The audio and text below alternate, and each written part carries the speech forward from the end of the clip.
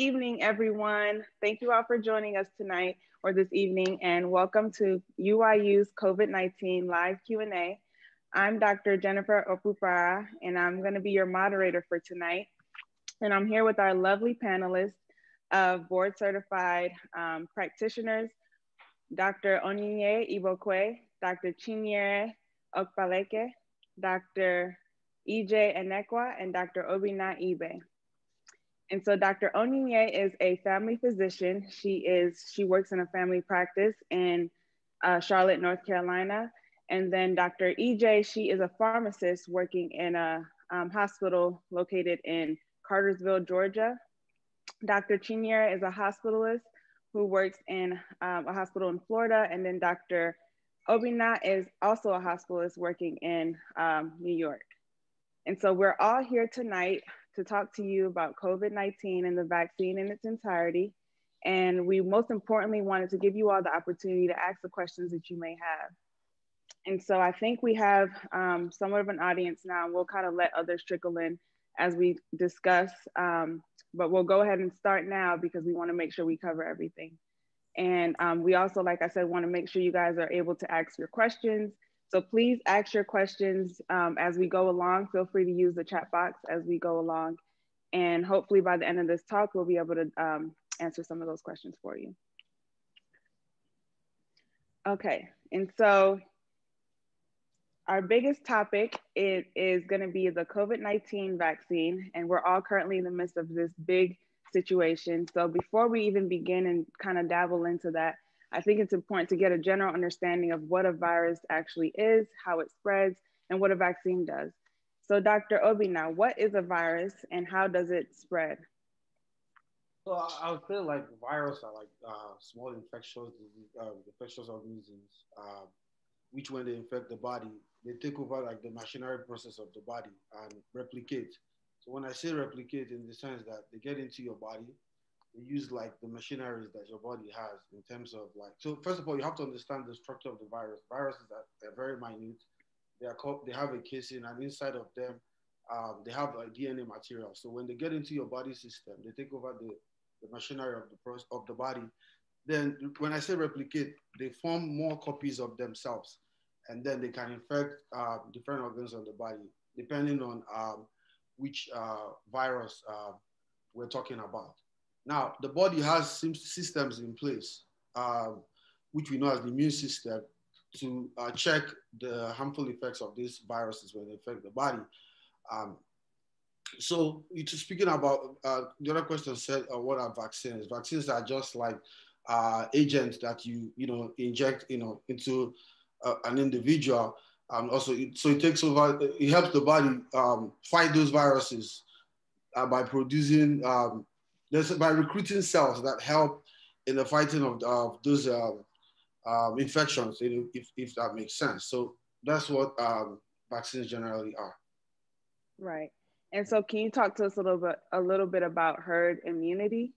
Because I know that's always our goal is when we, start a vaccine or where we put a vaccine out, the goal is to reach herd immunity. So what exactly is herd immunity?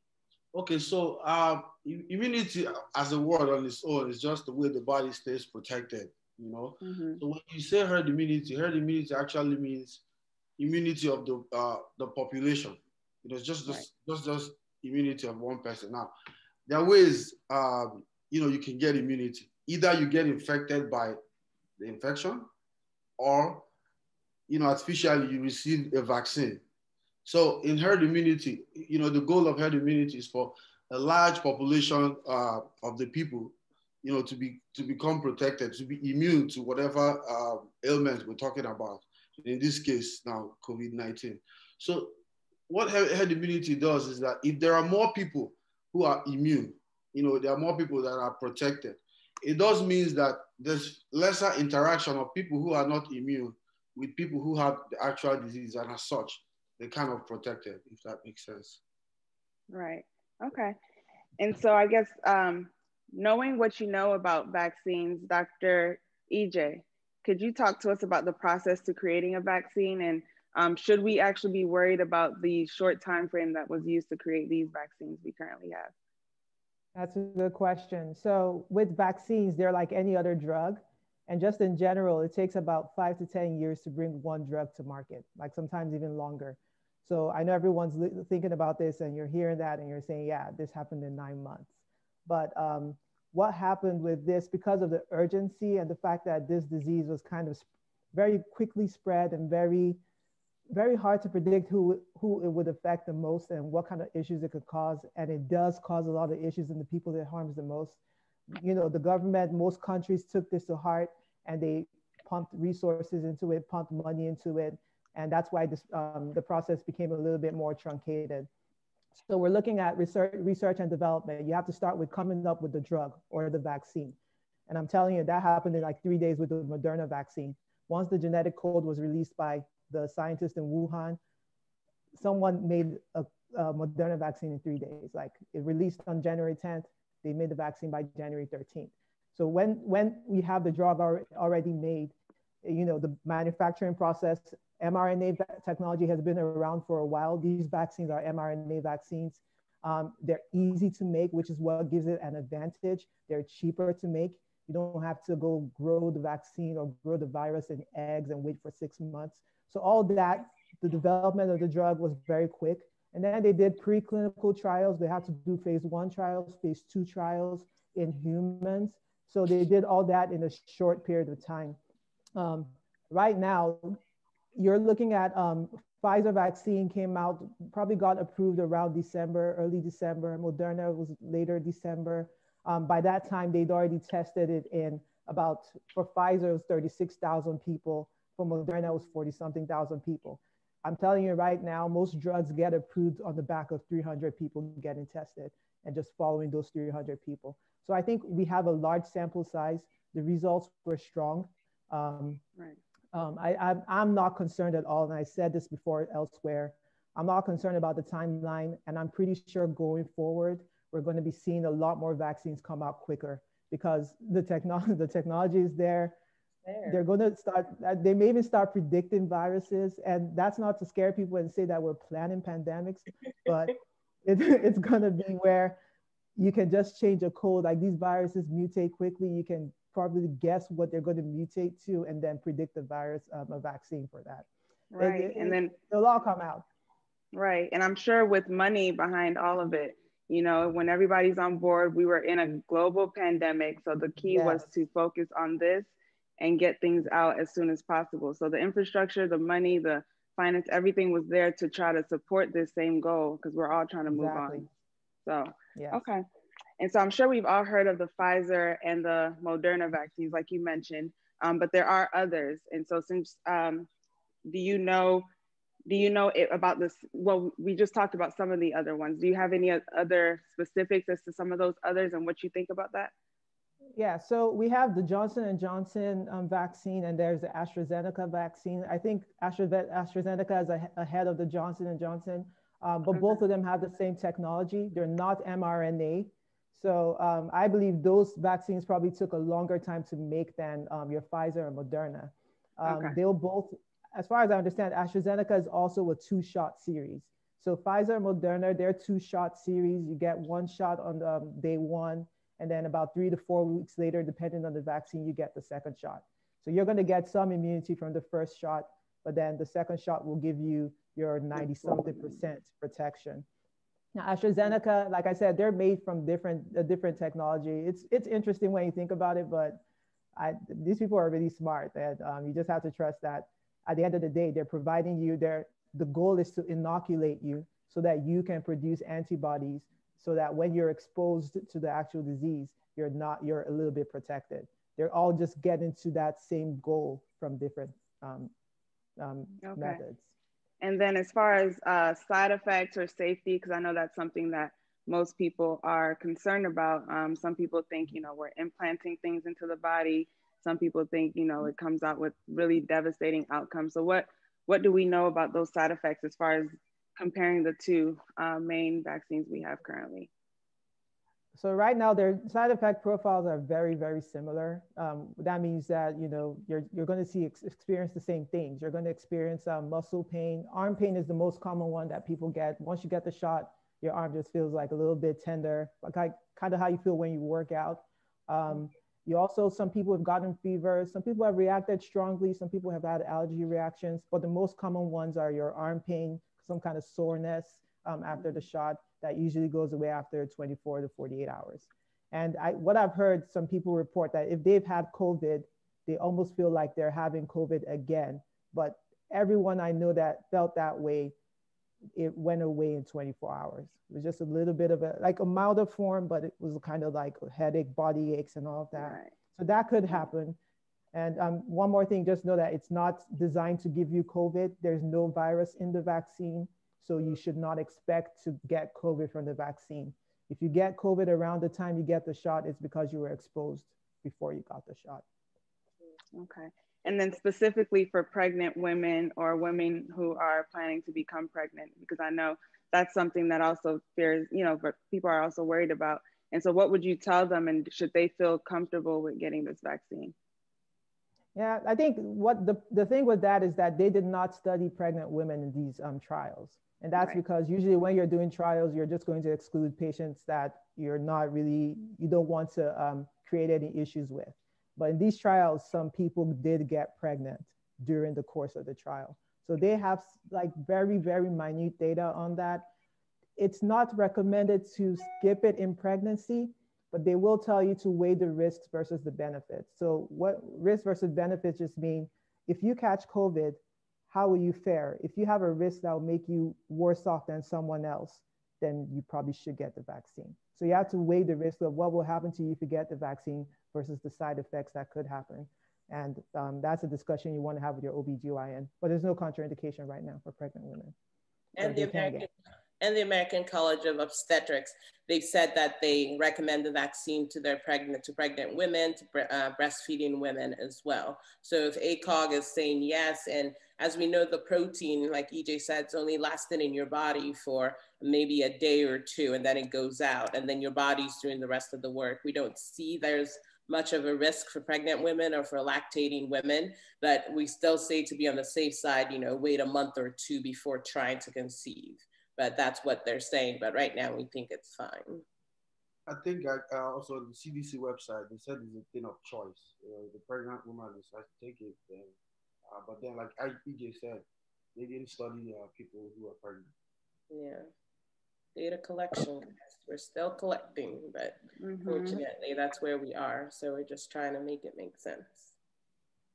And so before we kind of move on, I want to talk about the variants. So the COVID variants, meaning the different strains of COVID out right now that we've, started to see from other countries. Are we, Dr. Obinna, what do we know about these variants? And do we think that the vaccines are gonna cover us with these new variants out? Before we explain variants, let's talk about how variants come about. Right. That will bring us to talking about the concept of mutation. So even before, whenever we speak about viruses, the concept of mutation comes into our mind. And what are those mutations? It's just the way the virus alters itself. So, in order to help it, become more potent or affect whatever cells is affected, or to escape whatever therapies we have, like or vaccination as well. So that's why you have variants. So variants are just like different forms of a particular virus. Now, speaking of COVID-19 virus, some variants have been identified. About 3 of them, that are mainly talked about right now. One of them was found in the UK. It's currently in the UK going on right now. So that one is called the B1117. And that variant on its own has a lot of mutations. Then we also have another one from South Africa. They call it the B3115 or 351. There's another variant. That one is found in South Africa. And I think they also said they saw it in Zambia. They saw that one, identified that one in Zambia. So then there's another one that has just been found. So that one was they found it in South America from Brazil, traveling to Japan. So they when they tested them, they found that variant. Now, in terms of this variant, so one thing about this COVID-19 is it's so interesting that there's a lot that is still being studied. So for this variant, as now as we speak, it's not known if these variants or these mutations confers like the severity of the disease. Like you can't really say if they are more severe than the current SARS-CoV-2 strain. But then one thing that is being known or that has been studied is that they have like increased risk of transmissibility, which is the reason why if you go to a place like the UK, Southeast England, you see that variant because the rate of transmission is very high. So there's a tendency, if things continue the way they are, it may be like the most popular strain in those areas. Now, there's also something also, it was this report also that in Nigeria, there's also a different strain that has also been found, although that's been still studied, but that's been reported. If you go to the WHO website, you see that report. So in general, what this, like I said, what the virus does in terms of undergoing this mutation is just to find ways so that it can evade the host. When I say the host, the mechanism that the body has put in place to fight it, or to evade being checked by the vaccine. Now, the next question you be asked is if these vaccines we have currently can affect, can help stop those mutated forms of variants.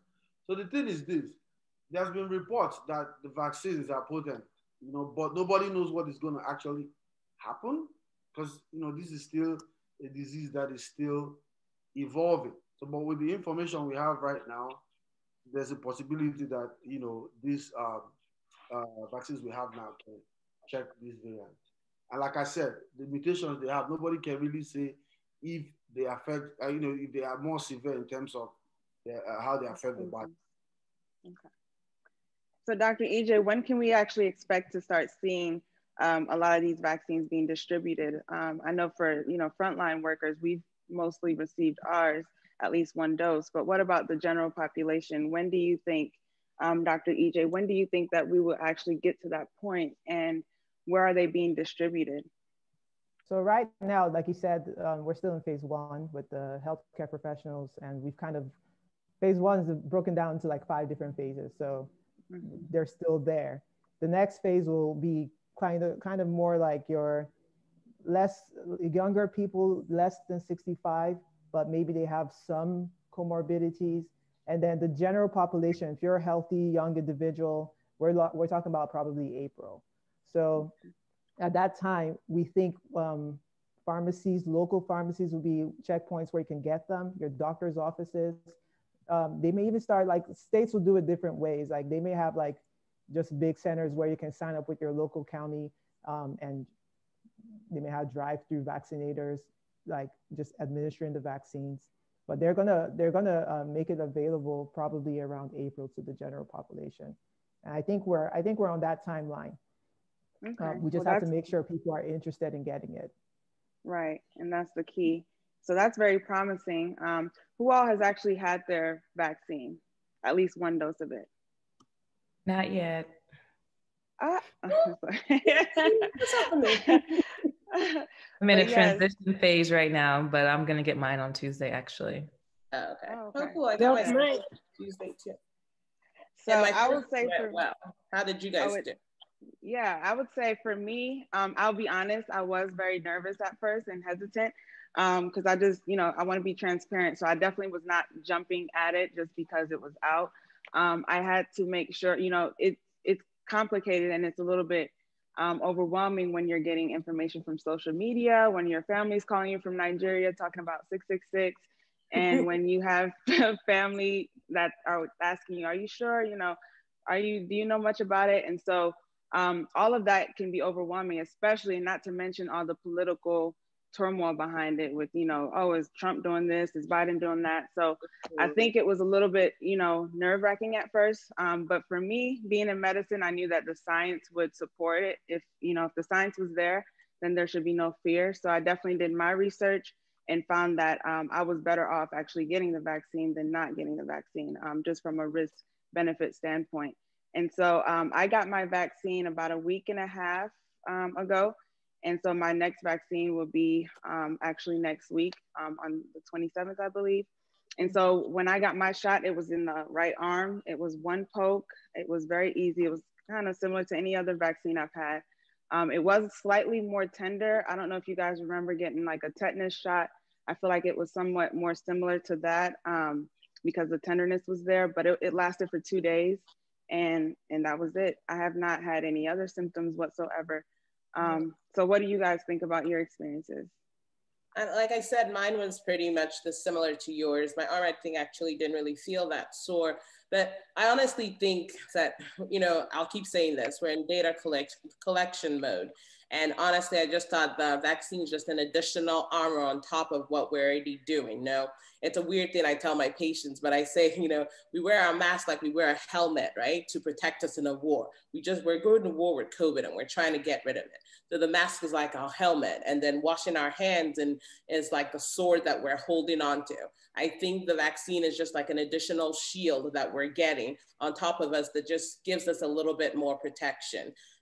We're still collecting data. The data looked right. So I said I would go ahead and get the vaccine. And, so far I didn't turn into a zombie or anything. So exactly. I think we're good. It gives me a little bit more peace that I can come home and not like, be like, oh, hi kids, lick COVID off of me or something. But it's just, I honestly think it's just protection. It's just layers that we're getting.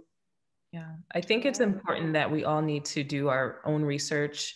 I think it's easier as a healthcare provider or practitioner to have that knowledge of medicine, but it scares me because a layperson who doesn't have that background knowledge is getting all their information and education from social media and WhatsApp forwarding. That's like I honestly, if I could ban WhatsApp from our Nigerian community, I would.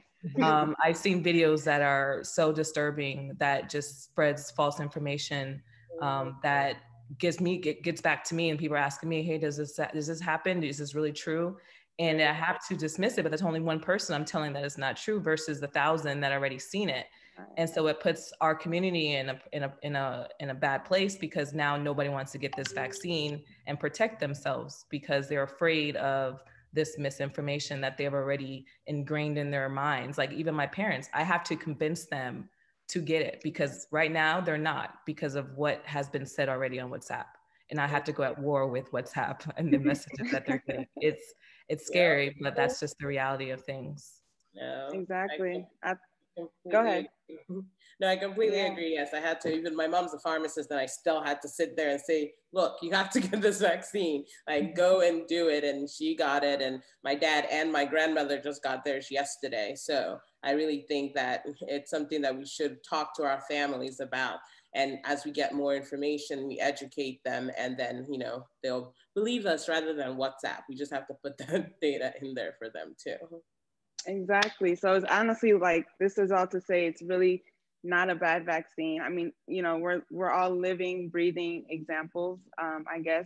And so we have all gotten the vaccine. We're still functioning. We still have our minds, our head on top of our shoulders. We're still able to use our hands, both arms. So, I mean, just like everyone has said, kind of take what you read on social media with a grain of salt.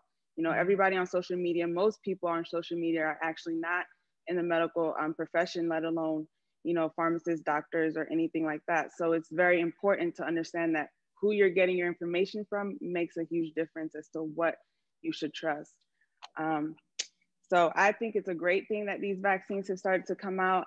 Every day you turn on the news and there are millions of cases, there are thousands of deaths, and it's not stopping. COVID is not going anywhere. So I think it's very important to try to keep that in mind and understand that we have to, if this is not going away, we have to do something about it. And so I think some people are probably still listening to this and wondering or thinking to themselves, well, I think I might still just risk it, see what COVID does and see how it goes if I get it. And then, rather build my immunity that way versus getting the vaccine. So what would you say to that, Dr. Onyinye? How do you feel about that mindset? I mean, I know that mindset is unfortunately getting rampant. Like, if your question was if they've already had the vaccine or if they've had COVID, then they can go everywhere. Yeah, if they've had COVID already, some people are like, or even more so, like, why not risk getting COVID? Why not just say, let me just live my life and be as cautious as possible and just see what happens if I get COVID rather than getting the vaccine? I mean, I completely understand where they're coming from. We're all kind of tired of COVID, right? We've been talking about COVID for the past pretty much 11 months, almost a year already. Everybody's exhausted and you want it to be over. But honestly, the thing is, we just don't know how it's going to act in you. Once we know that answer, then I think we can get liberal with the things that we can do. But there's no way for us to know how it's going to act in your body. Yes, we say that people who are young do relatively well with COVID, but we also know that there are young patients who end up in ventilators in the hospital who die from COVID. That's also there. So it's just a matter of us doing this risk stratification that we've been talking about, but you taking your personal health as your responsibility and not putting yourself at risk. Yes, you can say, oh, if I get COVID, I'll do well with it. But if you get it and you bring it home and you spread it to your parents or your aunt or somebody around you who doesn't do well, then that's also your responsibility, right? So yes, I know we're tired. I'm tired of the mask. I'm tired of, not being able to go hang out with anybody. Like, okay, I see my sister and my nephews and nieces. Those are the only ones I see. And we're all exhausted of being in the same environment all the time and everyone's tired, but we don't know yet. And we have to keep ongoing. We have to keep pushing and get it done. Yeah, I mean, those are my thoughts exactly. I think it's too unpredictable. And honestly, we see the devastation in it. And I do think I want to, because I think Dr. Chinyere mentioned that, being in medicine, we do get a little bit more exposure to things that people are not exposed to. And so even outside of just data and the scientific evidence and all of that, we also see these things. So we're seeing the patients, we're seeing the outcomes. And so people who are not experiencing this firsthand, whether if you haven't had a family member, a friend, or if you yourself have not had COVID and had some of those terrible symptoms, you're not going to necessarily know the significance of it, but you should not wait till you experience it to trust in what is actually going on.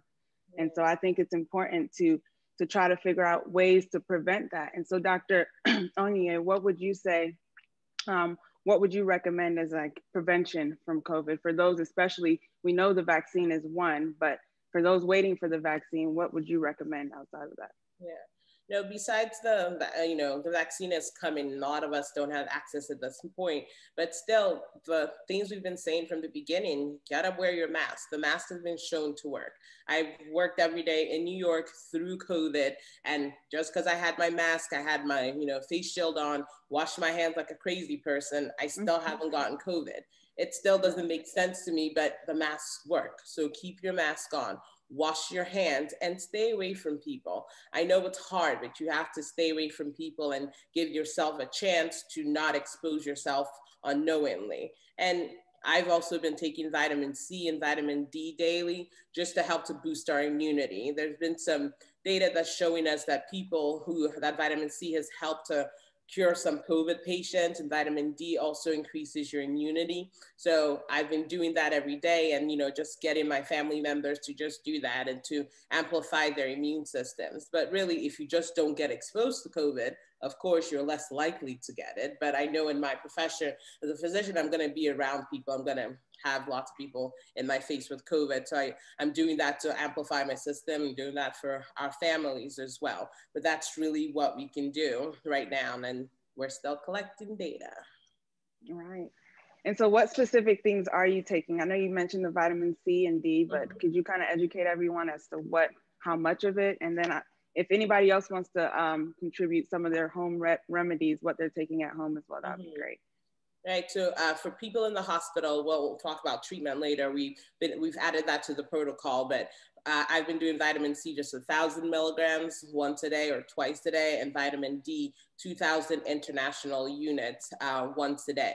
As long as you have a healthy working kidney that gets all the stuff out like it should, you can take the vitamins and it's not going to cause undue effects on you. So that's what we've been doing. But honestly, you guys, it's the mask and the washing the hands, and then pop those vitamins and stay away from people. Okay. How about anyone you guys? else? Yeah, what are you guys thinking? Me personally, I just continue doing my daily vitamins. But as far as social distancing, I do my best, especially when if I'm going out to eat. If I want to go somewhere with a friend, I always do outdoor seating.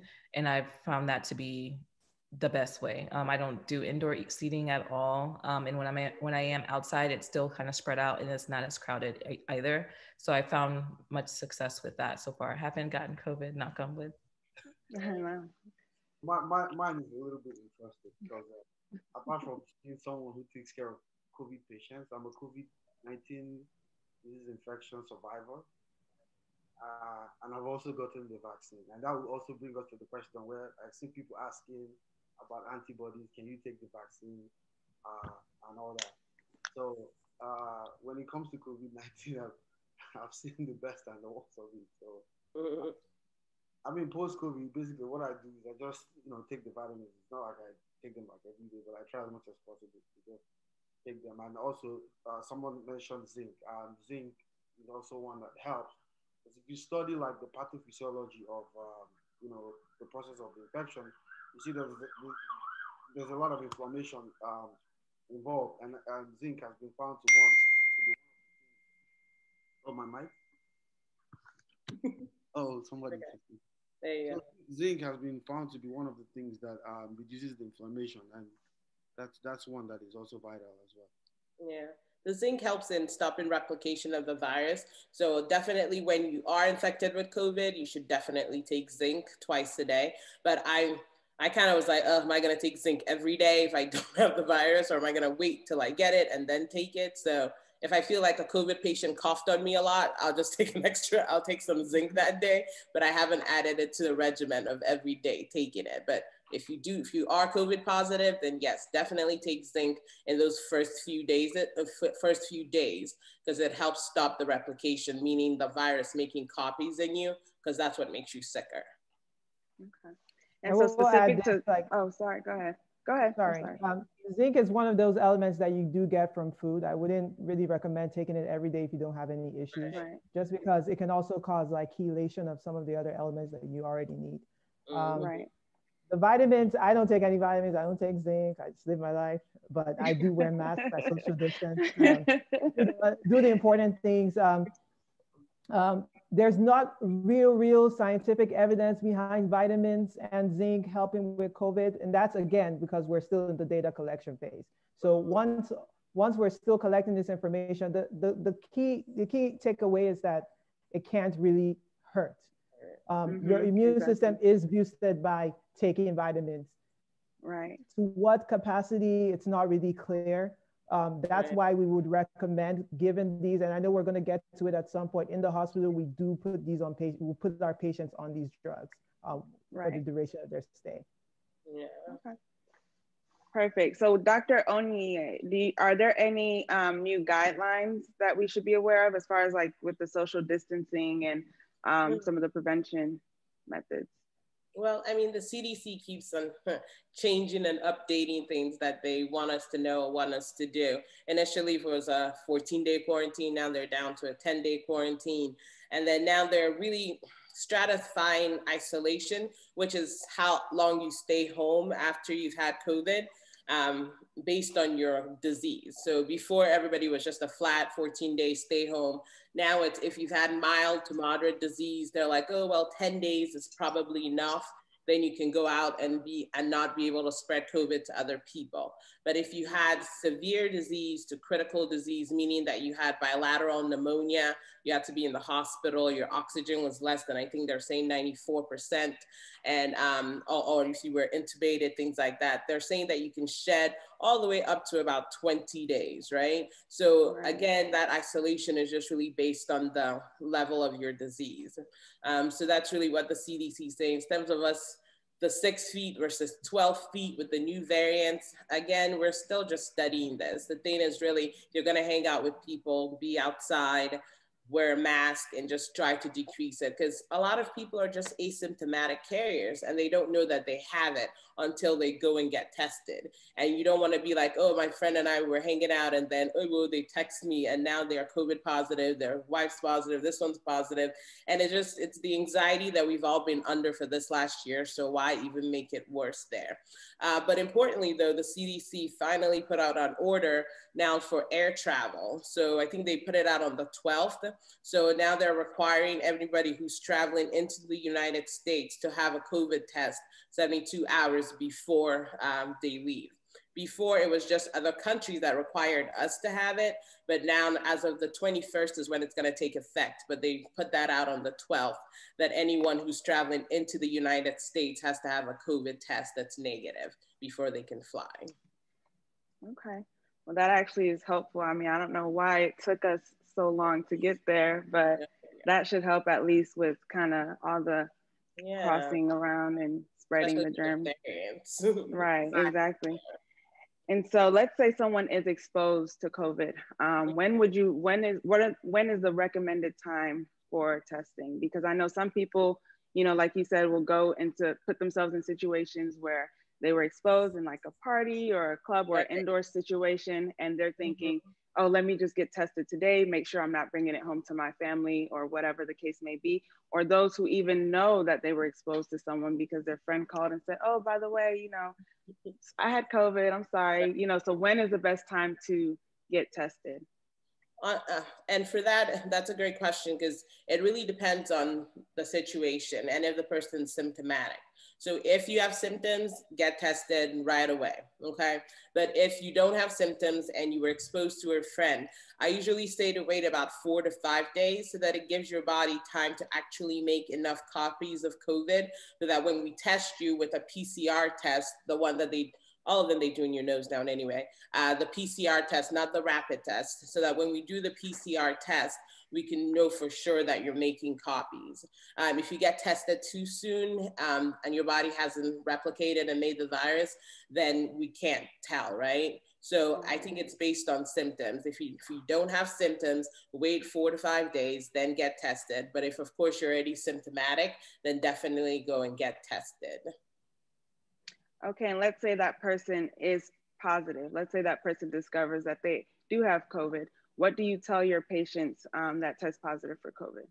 Yeah, so what are the next steps? You know, what should they do next? Exactly. Now, for them, first thing, of course, I really want to reassure them that at least 80 to 85% of people just have cold symptoms with COVID. So it's not like you get COVID, like, oh my God, my life is over. Let me give you my last will and let me call and tell you where I hid all the money or anything like that. Most people do well with COVID. They have cold symptoms with it. They have like, you know, they're congested, they're tired. Those are the symptoms that they normally have. But after I reassure them, then I say, okay, now it is time to take the zinc, because we do that in the hospital and we do it outpatient. And yes, we don't have all the evidence yet, but we think that it works. So zinc 50 milligrams, we take it once in the morning, once at night. The vitamin C, I go all the way up to 2,000 milligrams, as long as they have functional kidneys and all that stuff. And vitamin D, the 4,000 once a day. And then fluids, and just make sure that they're resting. We really want your body to do its job, because our body, thankfully, thanks to God, can really fight these viruses on its own. So rest and give yourself adequate, food so that you're actually sitting there and can do something to fight the virus. I also recommend that they sleep on their stomachs so that they can have a little bit more aeration through their lungs, because our goal really is to try to keep people out of the hospital, especially since our hospitals are getting filled. As Dr. Chicha and Dr. Toby will tell you that they're getting filled because we don't have enough room. So we're trying to really keep people out of the hospital. But in general now, really, I tell people to try to get a COVID kit at home before you even get infected, right? So in your COVID kit, I want you to have, the vitamin C, the vitamin D, and zinc in your house. And I think it's important for everyone to have a pulse ox at home, just so that you can monitor yourself. Because I'm sure your follow-up question is going to be, when do you go to the hospital, probably? And I really want you to monitor your oxygen levels, because that's when we want to bother our hospitalist and say, you know what, this person's oxygen is now down to 91, 92%. I think they probably need to get admitted, right? But if you don't have the pulse ox at home and then you're running around trying to get it, that's not really the right time. So I tell them to just activate the COVID kit, start taking the vitamins, and then just go ahead and check your pulse ox. And the pulse ox you can really get at a CVS, Walgreens, Amazon. Amazon will ship it to you the next day. You just order a pulse ox, and it's just something that you can stick your finger in, and it tells you your oxygen level. We want normal is anywhere from 98% to 100. People who have COVID tend to fall and get around like 94 to 98% or so. And then as they get worse, if they're really getting that bilateral pneumonia, they're getting some respiratory failure a little bit. Well, not failure yet. They're getting hypoxic. The oxygen levels just keep falling. And once they get to around 90, that's when we really want them in the hospital so that we can support them with oxygen. Doesn't mean you're getting intubated. Doesn't mean that, oh, I'm gonna get on this vent and I'm not getting off. It just means they're gonna give you some nasal cannula oxygen, which they just put in your nose for you to breathe and to help to support you. It's still a virus, it's still supportive care. That's what this thing is. And if we can catch it early before we get to the, bad ICU stuff. Exactly. And so what about the monoclonal antibodies? Because I know that's something that is available, and I don't think a lot of people know so much about it, but I think they should, because it's a great way to manage things while you're at home right before you actually need admission into the hospital. Exactly. So the monoclonal antibodies are, the thing that our soon-to-be ex-president got while he was in the hospital.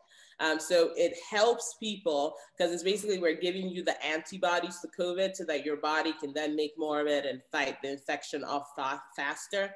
So now we have places, infusion centers, where we can get these monoclonal antibodies to people who are at risk. So the risk factors usually, and what I would do is when a patient is COVID positive, make sure you contact your physician so that they know and say, hey, I'm COVID positive. First of all, not only because I want them to keep track of you, that they can check in on you every 2 days and make sure that during those critical stages of days 5 through about day 10, that somebody's checking on you and monitoring your oxygen. But also because we want to see if you fall into that risk category that does not do well with COVID. Like if you have a chronic disease, you have diabetes, you're obese, your BMI is greater than 35, you have COPD, or if it's a child ages 12 to 17 with asthma. If you fall into those risk factors, which a lot of Americans fall under, then you qualify to get the monoclonal antibody infusion. And how that is, so we like to do that in the first 7 days because we want to do it before the person even gets hypoxic, meaning we want to do it before their oxygen levels fall. So in those first 7 days, it's critical that you let the office know so that we look at your risk factors. And if you're in that risk factor, which is the BMI of 35, and then the chronic kidney disease, COPD, or if you're 55 and older with all these symptoms, then we can set up an outpatient infusion. You just go to the center, they give you the infusion there. It takes about an hour for the infusion to go. And then they watch you for another hour to make sure you don't have any side effects from that. And then they send you home. The data on the monoclonal antibodies is showing us that it can keep people out of the hospital. But I mean, the data for all of these COVID medicines, unfortunately, are not beautiful. And I know EeJay doesn't love it based on the cost of these, of the monoclonal antibodies. But right now, our hospitals are strapped. We're really trying our best to keep people out of the hospital. And these medicines have been life-saving for a lot of people, older adults especially. They have helped them and helped people with complications, but we'll let them talk about the cents and the dollars in a little bit about it. Yeah, perfect timing. Oh, go ahead. Somebody was saying something, because I'm looking at the question. They say, if you're talking about monoclonal antibodies, you should talk about it limiting the ability to get the vaccine within a time-specific period. So on the CDC website, they said if you take the monoclonal antibodies, it kind of is a potential for it to have a cross reaction with the vaccine. So they recommend that you wait for like 3 months or so. Right. You get so that's right. Yeah, we'll group all the questions together and take them all together at the end. But yes, exactly. Great point. And it's just like if somebody has had COVID, we want them to wait 3 months after they've had COVID to get the vaccine, because they already made antibodies after they had it, right? So if we give them antibodies, which is what the vaccine technically will do, you might have a reaction to it. But yeah. I take a little exception to that point, because when we get... Because you got your vaccine after. Yeah, we're definitely giving them vaccine. Right. Dr. EeJay, or what are your thoughts about the monoclonal antibodies? Because I know, from a cost benefit standpoint. Right now they're free. So right now it's not a cost issue. Right. So there are currently two, right? So the one our president got was Regeneron, was made by Regeneron. It's not called Regeneron, but I'll just call it Regeneron because that's easier to say. The second one is called bamlanivimab. So bamlanivimab, we'll call it BAM. That's also easy to say. BAM is the one that's available by, it's made by Eli Lilly. And that's been made available by the government. So they've given it to hospitals for free. We're not yet paying for it, or just centers, let's not say hospitals. So infusion centers, clinics, whoever chooses to administer it. So my hospital, for instance, I'll use it as an example. We got 40 doses, which means we can give it to 40 patients for free. Like Onyinye said, the whole idea behind monoclonal antibodies, the theory is very sound. A monoclonal antibody is a manufactured antibody. If we give it to you, the idea is that we're now giving you this antibody. It's supposed to protect you from the virus. So it's not preemptive, it's therapeutic, so it's treatment. So it's almost like you're behind the 8 ball on it. The data is not that great. In fact, when I look at data, I look to see what are they looking at? Are they hiding anything from me? Are they telling me all the information? And after analyzing the data that it has out there, it may be beneficial for a subset of patients, like she said. The patients who are not gonna go into the hospital, who are not sick enough to go into the hospital, and who are just really, really early in the disease process to not have made that many antibodies already, or to not have been exposed to that much virus. So I just think that the population that would need that, the monoclonal antibody would be really small. And I just know how much a monoclonal antibody is going to cost when it starts costing money. It's going to be $3,000. It's going to be $3,000. $3,000. That's my estimation. Yes, that's my estimation for people who are not really sick and who you're sending back home. And if the idea is that it's going to stop you from coming to the ER, the numbers were so small. We need more information for them to make us use this in everyone that just gets COVID, just to keep them out of the hospital. But right now, there's no harm. It's free. If you can get it, I would get it if you're sick.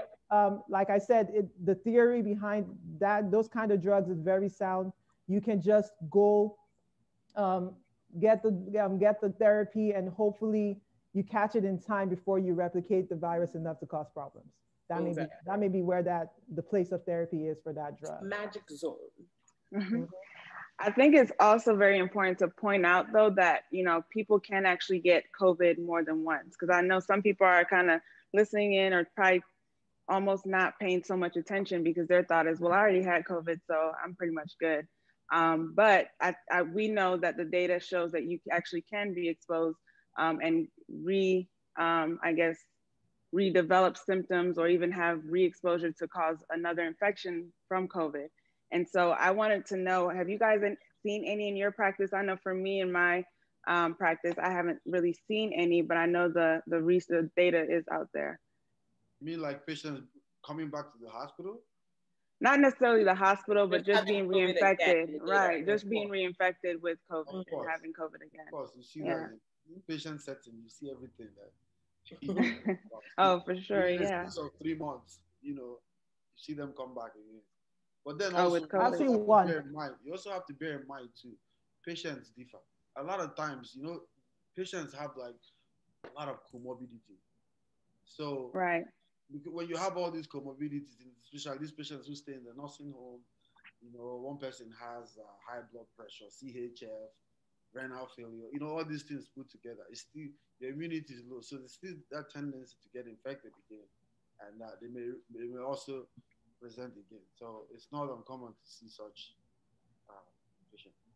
Yeah, I've also been able to see various of symptoms from patients, and they would test positive. They'd come in 1 month positive with symptoms, sick, get better, send them back home, and then like 2 months later, they're back with the same type of symptoms with COVID. So it's kind of hard to say, did they get reinfected, or is it the same virus that just hasn't left their body?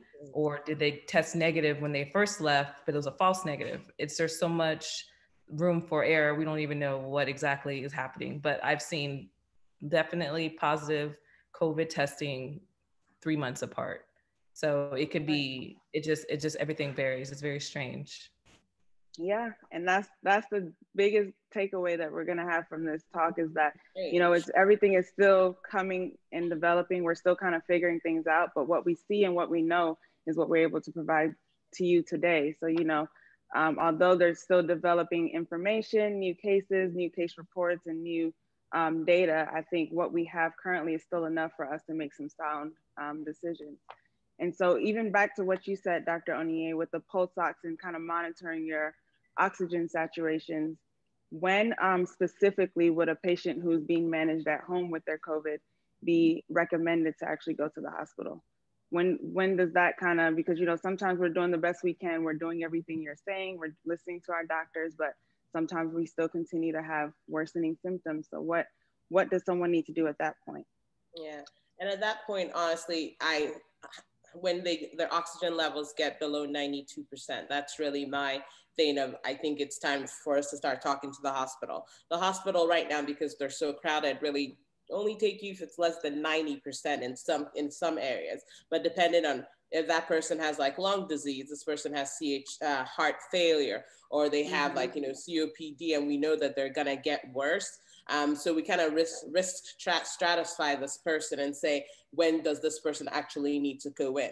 For some people, they might be able to get admitted and then, you know, get a CAT scan, look and see how bad their infiltrates are, which is the pneumonia in the lungs, and then see how they do with just, you know, a little bit of oxygen. I've had patients who I just send in and they look at them, they're doing okay, and they set them up for home oxygenation.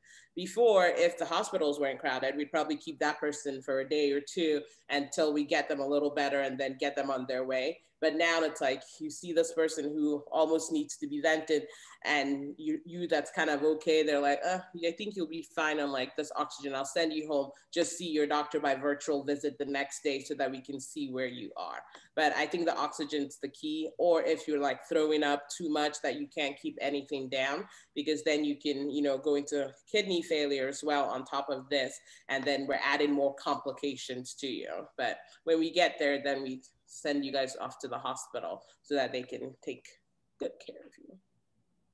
And so, Dr. Chichi, the hospital is your area of expertise, and I'm sure you've seen, you know, many COVID patients at this point. So what do those patients typically present to you?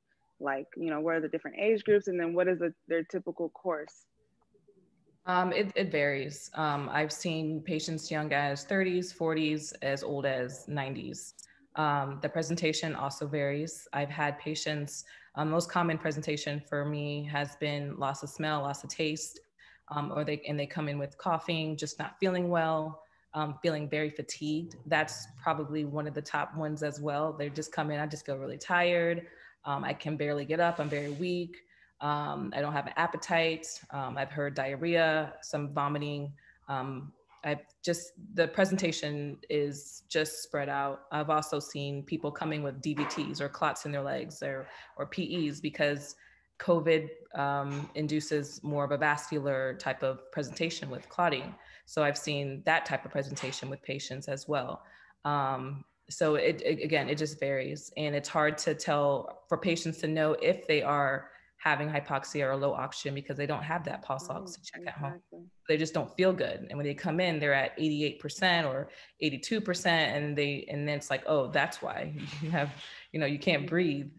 So the presentation is just, it's so spread out and it varies so much. What are some of the therapies that you have seen that have been successful in the hospital setting? Successful is a hard word, because it's hard to know if the patient got better just because their bodies just fought it off naturally, or is it really because we gave them the treatment. Our protocol now in the hospital consists mainly of about 4 different things that we do. Besides the supportive care that we talked about with the fluids, the vitamin C, D, zinc, and like Tylenol for like fever, we usually start off if they have early case of the disease. We would do Covalent Plasma, which is basically donated plasma from patients who've had COVID and they have these antibodies. So this plasma is donated to the hospital. They have this plasma we're able to give to the patients. And the theory is, once we give these patients plasma, their bodies would naturally build an immune response because they got these antibodies from the plasma. That's the theory. Does it work? Mixed studies. In theory, it should work. We got FDA approval for emergency use of it, and we've been using it as, you know, bread and butter as our therapy. But it's hard to say if it really works. But we do give that to the patients who are, you know, low oxygen with COVID. The other thing is we started doing is using steroids, dexamethasone or Decadron. That is standard of care now for hypoxic patients, again, who are requiring oxygen. And I feel like that has actually made an impact on my patients since starting that therapy a few months ago. I've noticed that most patients start to get better at oxygen levels, and we can wean them off of oxygen pretty nicely over time, especially if they're have lower oxygen and they're normally healthy individuals and they're not one of those patients that have a lot of comorbidities. So steroids actually I've noticed a positive impact on with patients. And the other thing that we use is remdesivir. I'm not sure if you guys have heard of that drug, but that has been in cycle for us as a common therapy. Again, does it work? Mixed studies, again, very hard to say, but it has been part of our protocol to use as well. I haven't really noticed like a significant change in my patients once they get it. It's just been, again, is your body just naturally fighting this virus because it's fighting it? Or is it because we're throwing things at them? But I will say I've seen patients that go to the ICU very rarely come out of the ICU. Once they get intubated, I rarely get to see them come off of it. Either they unfortunately pass or we transfer them to like a higher level of care to do more like ECMO type stuff. So this virus is very strange, but I have noticed mainly in elderly that they don't get respiratory symptoms. They mainly get like that fatigue, tired, and more demented. It's very strange. It's like they come in and they're like confused and they don't know what's going on and they're just like zombies and they test positive for COVID, but that's their only symptom. It's like, that's it. And I'm mainly consulting hospice or palliative care because they have COVID and that only symptom they have is that they're just not there. Very, very strange. And we're at a time of our lives that we're learning about something that's never been done. And it is exciting, but it's also sad at the same time that I have to be in the front lines and see the spectrum of this disease and what it does to people. And when I do hear that it's not real or it's not a big deal, it breaks my heart because I see it every day. It's a big deal. Family members are crying and family members are needing to do Zoom or FaceTime just to speak with their loved ones, and they're passing away alone. Like the spectrum of this disease is pretty heartbreaking overall. Exactly. And Dr. EeJay, anything else to mention as far as the therapies that you've seen in the hospital?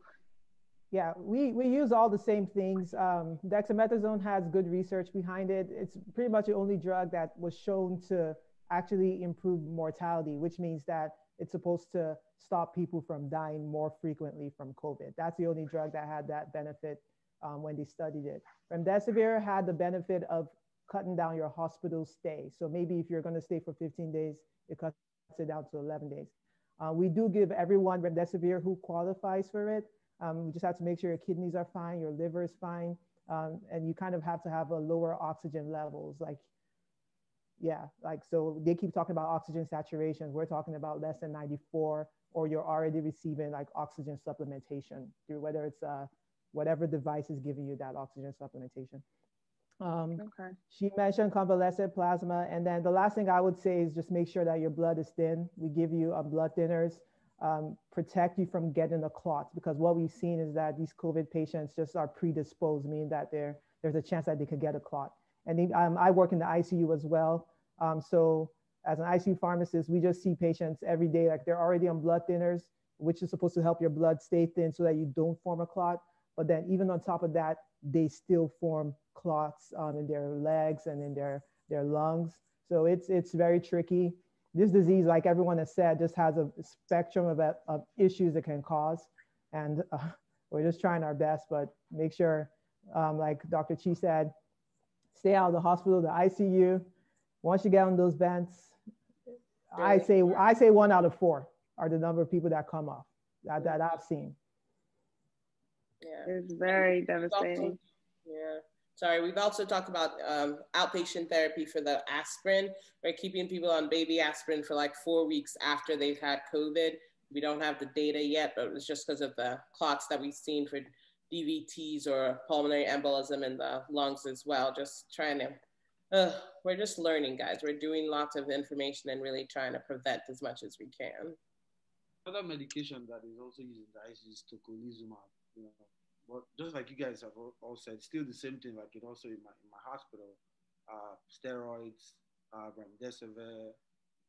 But then like she said, it's hard to tell what actually helped the patient get better, if it's the body fighting or, and you know, like you said, it breaks one's heart to hear when people say this is not real, especially that aspect of it. You know, especially at that beginning stage. I can remember that time.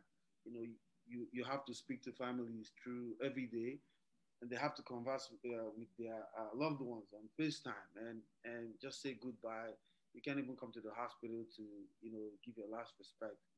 And, you know, it breaks the heart. I remember one particular one, like I almost shed a tear, like when the woman just broke down and cried because she couldn't come to the hospital to see her mom, you know, and this thing is that you're anticipating that this patient is actually going to pass. That's one of the painful aspects of it. You know, COVID is it's a very strange. And another thing I think should be, I would say, like it's important that we put like a lot of energy in it. It's like the psychosocial aspects of this disease. Isolation, yeah. Even right when you survive, because when you have the disease and you come out of it, you still have that, you know, especially those few anxiety. days. You know, guilt, especially if you're a healthcare worker, you're like, oh man, I actually brought this thing home, you know. Right. These things are the people in psychiatry, psychology, you know, we need their hands, especially in helping people get back to normalcy. Yeah, it's very multi-dimensional. There's so many different aspects of people's lives that COVID is affecting. And, you know, I think I'm glad we're all here to kind of bring awareness to it, because I think at one point, you know, people didn't really understand the significance. So I think, you know, going back to what you said, Dr. Chichi, I know you mentioned, and I think Dr. EeJay also mentioned some of the complications we see. So Dr. Chichi, what other complications have we seen or have you seen other than a lot of the blood clots and things that we mentioned, both the short-term and the long-term complications? So for many patients I've noticed, or if they come back or I, you know, revisit afterwards, the lingering coughing is something that just can't get rid of. And it's very frustrating for patients because they can't sleep because they're still coughing. It's dry cough that just keeps going. I've also heard the loss of taste and loss of smell can linger on for longer than they want. Again, frustrating because you want to eat your agusi well. So, and also when we do discharge patients, we do put them on like an Eliquis or low venoxy blood thinner to prevent those clots because of the high likelihood they may get it. So those are some complications as well. I think those are the main ones that I've heard. They still just don't feel, the main thing is like they just say, I just don't feel like myself yet. I just still feel weak or worn out. Like the virus is still in their bodies or their body's still trying to fight it off. And so they still just kind of feel groggy, sleeping a little bit more, just hard to feel like the regular self. So that's something that has been seen. Some women complain of more irregular periods. It's just not back on their regular menstrual cycle again. It's just so strange. The more I hear more about it, it's just so strange. And but those are some of the complaints or complications that come after feeling or getting released from the hospital. And to add to that too, there are patients who have also come back with stroke, MI, as part of the complications. And you know, you can still trace it back to the clot formation. And it's a disease that blows the mind, you know. Stroke. Yeah, stroke. Why did you scream stroke? That's true. Yeah. Yes. Stroke and MI being like a heart attack. So yes. MI, when I said heart attack. Yes. Not the right. And so with that being said, I guess are the do you have anything else to contribute as far as the complications, Dr. EeJay? Have you seen anything differently, especially being that you work in the ICU? What I've heard with some of our nurses in particular that caught the virus early when COVID was just rampant. Afterwards, even till now, they still have lingering, like Dr. Obi said, psychiatric issues where they're really anxious. Like some of them have had to go, they've confided in me, they've had to go on medication for it. Some of them have not been able to come back to work because they need to see neurologists. So there have been studies where they're saying that there's a neurological aspect to this disease that they're still exploring. So that's probably the only thing I can add to what everyone else has said. Okay.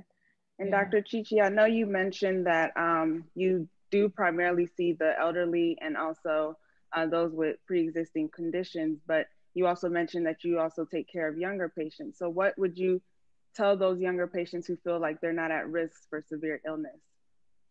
I will tell them they're wrong. I mean, it can affect everybody, but I will say that, yes, it doesn't have that big of effect on the younger population under 40. It is rare to be hospitalized if you are in that age group, but there's still cases of our age group still having to be hospitalized. Unfortunately, you just don't know who it's going to affect. You don't know if it's going to be you. You could be completely healthy. You could be going to the gym and still end up in the hospital. There was a physician that was our age group that ended up passing away, normal, healthy, had COVID, and unfortunately didn't survive.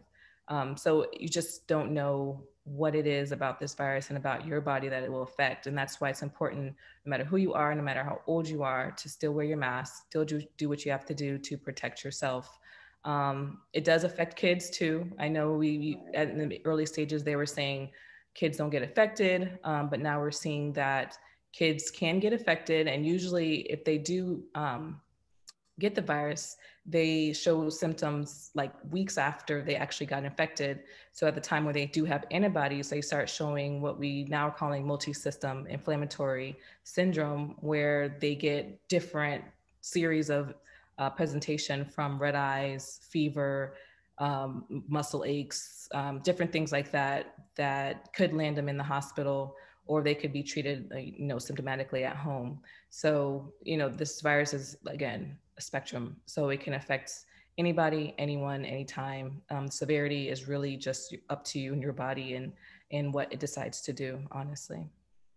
Yeah, that was a perfect segue, because I did want to talk a little bit more about children and COVID.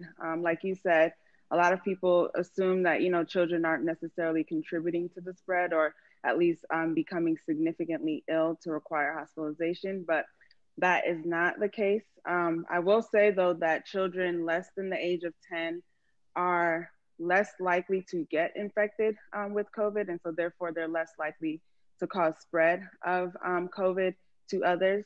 But that's only for that age group, and for whatever reason, we don't necessarily know why that's the case, but it seems to be targeted around that, those less than 10. But that doesn't go to say that they will not get infected and they don't have a risk of being admitted into a hospital, because we even had a 5-year-old who recently passed away due to COVID. So once again, this virus is crazy and unpredictable, and so you can't necessarily say what the data is showing will apply to every single person. So on the opposite side, we have kids who are above the age of 10 who actually will develop, who can contract COVID just at the same rate as anybody else in the general population, and then also who are going to be even more likely to now cause spread.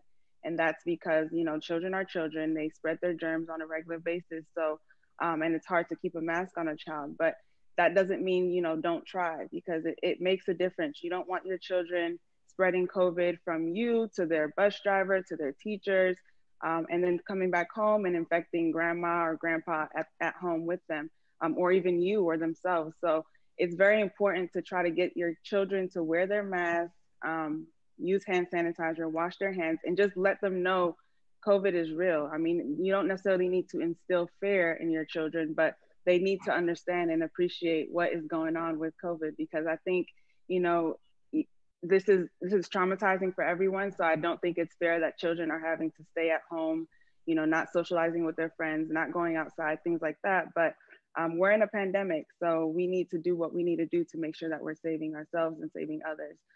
And then also a point that you did bring up with the MIS, which is the syndrome that can cause a lot of organ failure of different organs. That is one of the complications we've seen, but even more specifically, we've seen a lot of complications with the heart. And so myocarditis is something that is inflammation of the heart, and that can lead to heart failure. And especially in sports, it's been a big topic because we have our children who are active, exercising, either playing basketball, football, whatever sport it is, and they could suddenly collapse right in the middle of a game due to this heart failure that they develop. And so it's important to understand that, you know, all children are at risk for these type of complications. And even with that being said, because we know all children are at risk, any child who actually gets COVID, gets a COVID infection, needs to be evaluated by their doctor before they can actually return to sports. And so I don't know if many parents know that, but I know the coaches and everybody are aware that this is a new guideline. And so anyone's child who's been infected with COVID, with symptoms especially, they should not be actively in sports. They should not be playing any sports during that time until at least 14 days after they tested positive. And they should be asymptomatic completely by the time they return. But before that, they need clearance by their doctor stating that, you know, they are okay to return. And that usually is different things we check regarding the heart, and just kind of, it's pretty much like a checklist. And so once that checklist is okayed by us or other pediatricians, then you can return. However, if you for some reason, or if that child for some reason does not meet the criteria to return, then they have to continually be evaluated until we are comfortable with that. And that requires usually going to a cardiologist for a further workup. So it's very, I mean, I think all of this can be rare. So I'm not saying every child runs into this problem. I've tested, you know, a lot of children I've seen have tested positive, and to my knowledge are still doing okay. But this is something that can develop weeks to months after you've actually even had the infection. So, you know, parents should be very aware that COVID is affecting everybody. Anybody's child is at risk, any age group. And there are some detrimental, devastating things that come out of it.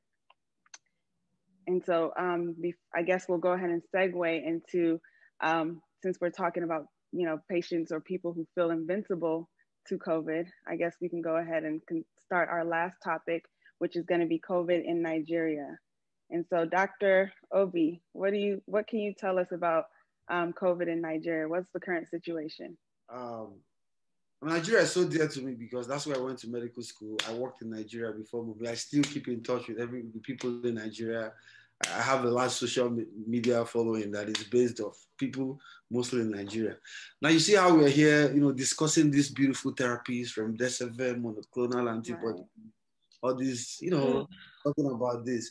Now, can you just take a pause and imagine what it is like over there, even before I start talking, when you don't have access to these things? So if you can just pause and try to make a picture, you see that it's not as great as it is, as we have it here. And now on top of that, you have our people as the people, you know, the fact that we're very cultural people, very religious to say the least, like to a fault, you know. Every time we would rather listen to preachers and also our leaders instead of really listening to the healthcare professionals. And if you look at on social media, Nigerians, we always share WhatsApp messages. You know, that's where like we get most of our information. And it's a dead situation because of all these things put together, you can't really say that our people have really gotten the message. And another thing again that makes it hard is like this COVID-19 also can present like malaria.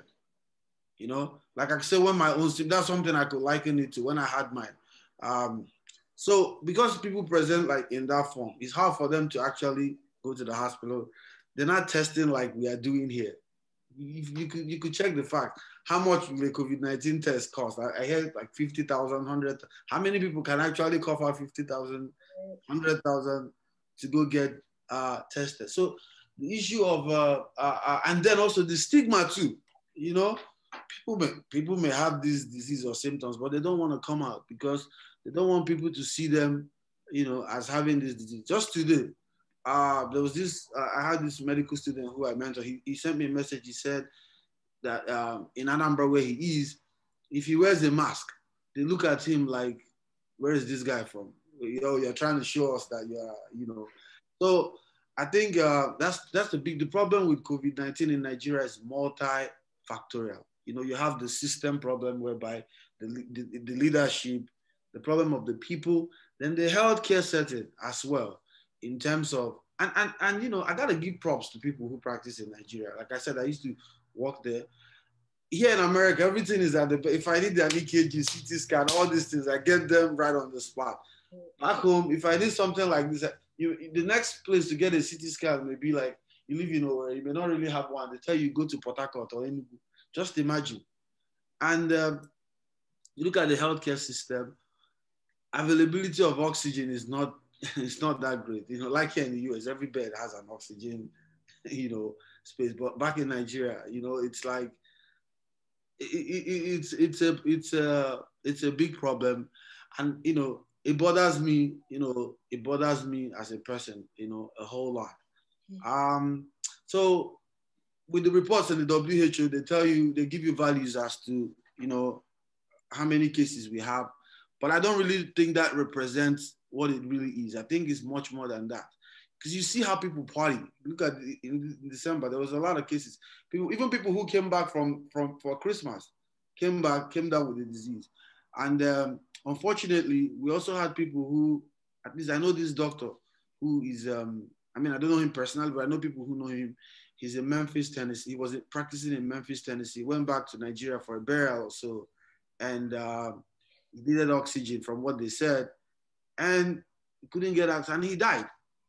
And I've heard of someone who telling me about the grandmother, the mother who traveled for a burial back home, and she didn't make it because the healthcare facilities are not really there, and even when they are there, it's swamped. It's expensive, you know. So, but what I would say is we cannot give up on our people. We still have to keep talking about these things.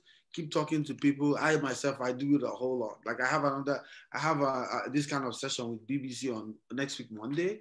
You know, we just have to keep talking to people, educating people, just keep talking to them. And the thing I tell people is, your preachers will go tell you, oh, it's 666, it's crocodile, you turn into a crocodile, you turn into this, they'll go get YouTube, you know, widespread, what do you call them? Widespread, what do you even call, how do you call them? Like misinformation. Information, all over the place.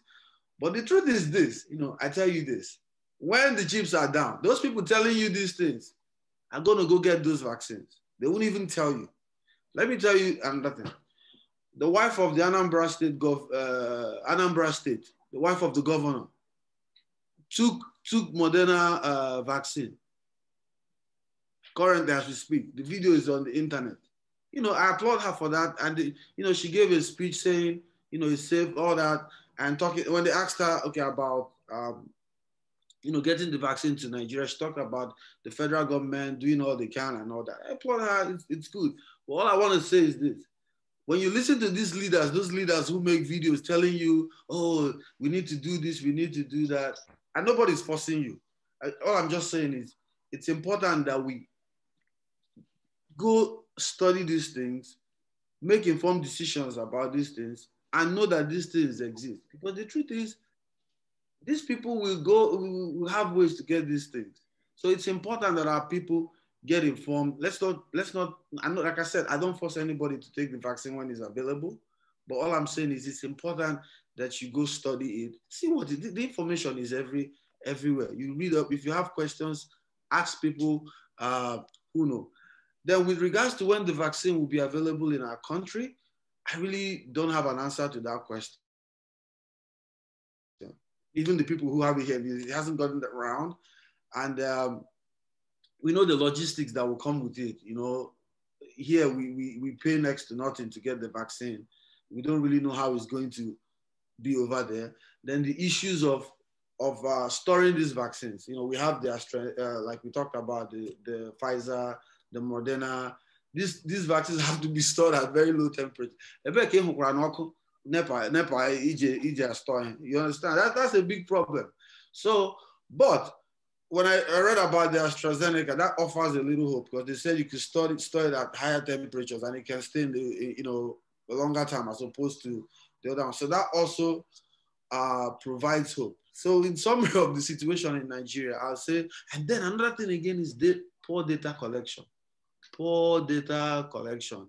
You know, we just need to find a way to like collect data. And I'm not trashing my country. I love Nigeria. My heart is over there. That's what Nigeria is, the country that made me who I am. And that's why it touches me so much. But I keep sharing information with my colleagues who are over there. I keep talking to them. My younger brother is even in the field. You know, we just keep talking and letting our people get informed. And hopefully the government may, try to do something. But as much as possible, we have to. It exists. It's in Nigeria. I know people who had the disease in Nigeria, but just that they can't come out to talk. So it's a little complex in our society back home. Yeah. Does anybody want to add on to that?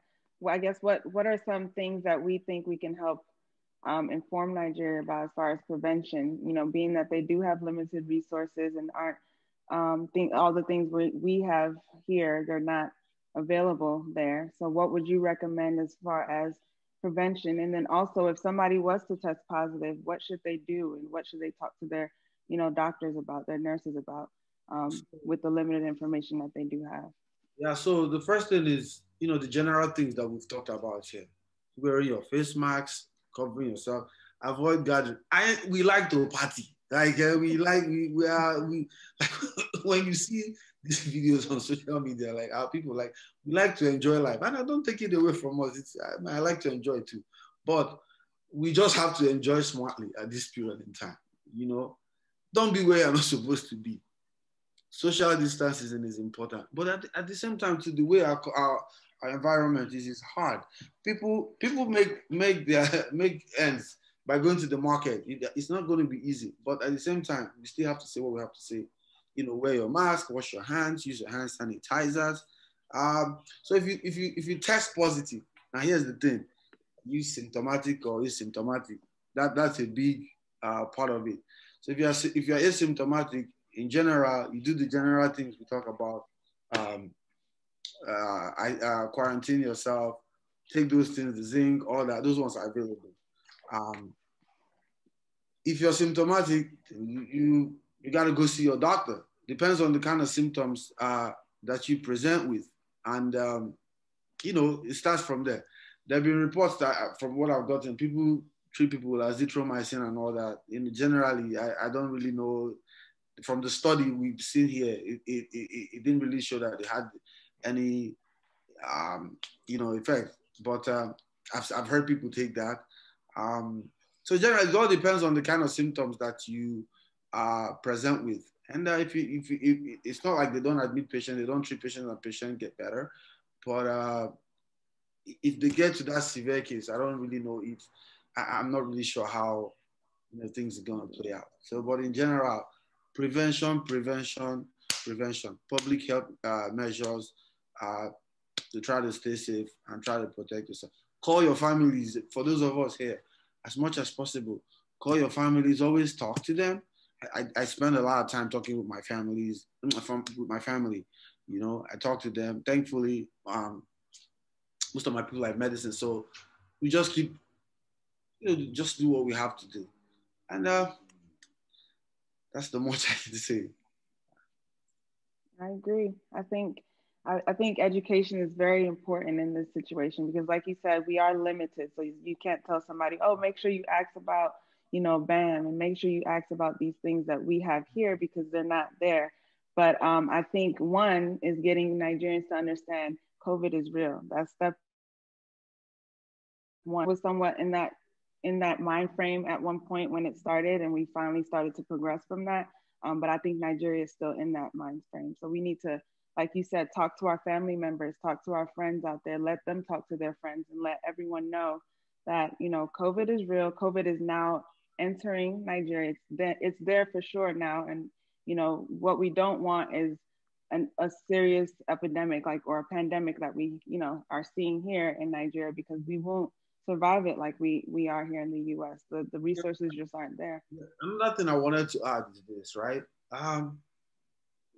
If you look at Nigeria, the way it's affected people, I mean, you can't really say, let's take away poor data collection, right? You see that from the stories we've heard, the way patients were over there, it's not like as worse as we had here, even in Africa as a whole. But then in a situation like this, it's something that should be studied. Why wasn't Africa affected that much as compared to people here in the West? But I don't really know if we are really doing that. We just can't keep waiting for the Igbo, I mean, other people, the West, you know, and you know, we're smart people. They're smart people over there. It's just the way the country is structured. Everything goes through the government, so the government has a role to play. It's time for them to stop putting energy in things that are irrelevant. Health is wealth. A serious country should take health and education very seriously, not in trivial things that they put money in. Research. This is and like, you know, they reported, like I said, if you go to WHO, they report that a different variant of the COVID-19 was found in Nigeria, right? But you know, that's what they said. They're still studying that. And with the way there's influx of people into Nigeria, influx in and out, there's a tendency for these people with these variants, this new variant, to influx into our country. It only takes 6 hours to fly from Nigeria to London. That's all it takes. You know, so it's important that our government, you know, takes things seriously, you know, because we don't want any devastation. It affects all of us, you know.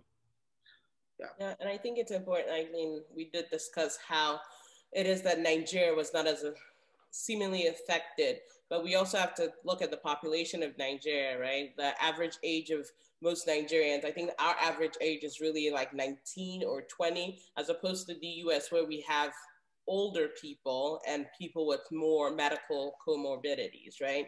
Could it be that our population in Nigeria fared better because, first of all, they're younger, and second of all, like, you know, they're technically healthier, more exposed to other diseases.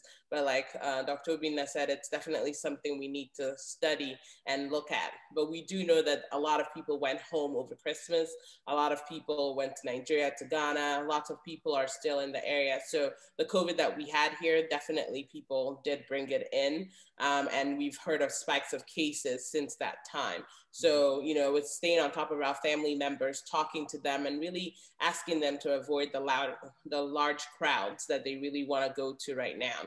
That's really our most important protection, the mask and hand hygiene, like we've been doing. And then, of course, we all still pray, but we all want to also use the resources God gave us to keep our people healthy. And you know, could it be the food that we eat over there? Right. These are things that, you know, need to be looked into. That we need to look into it, you know? Yeah. Yeah. So who thinks we'll be getting back to normal sometime this year? I guess, what do you guys think? Personally, if you could predict it, yeah, what would you say? I don't mean to sound pessimistic. it may get up to 3 to 5 years. I'm sorry. Wow.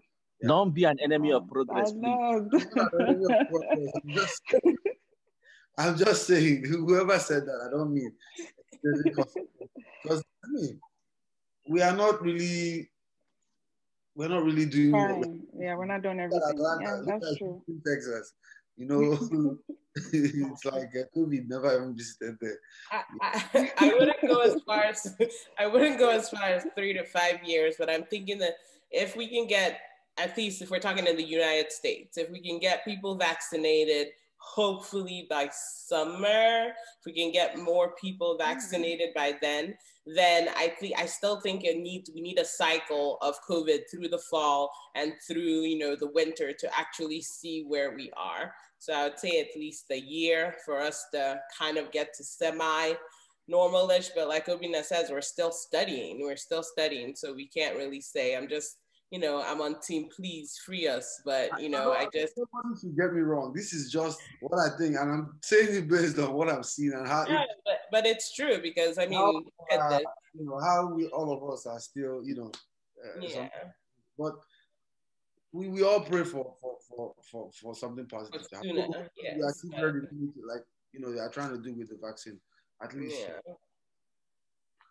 I will add that what we don't know, another thing we don't know is how long this immunity that we get from the vaccine. How long the vaccination, is it going to be another set, you know? It could be an annual thing. So if it's annual thing, then the important thing is the buy-in. Like when we're talking about vaccines, the vaccine is not a new thing at all. The first vaccine was made in the 1700s. It's just that, unfortunately, we're in the time where a new vaccine is coming out. Most people were born and they got all the vaccines they needed, you know, at birth.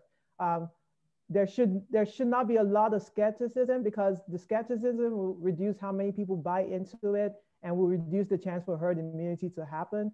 And what I'm hearing now is that it may even be more than 70% of the population that needs to get the vaccine. It could be as much as 90. I'm hoping that 70 will be enough, but if half of everyone I'm seeing is saying no to the vaccine, then that 3 to 5 years is longer.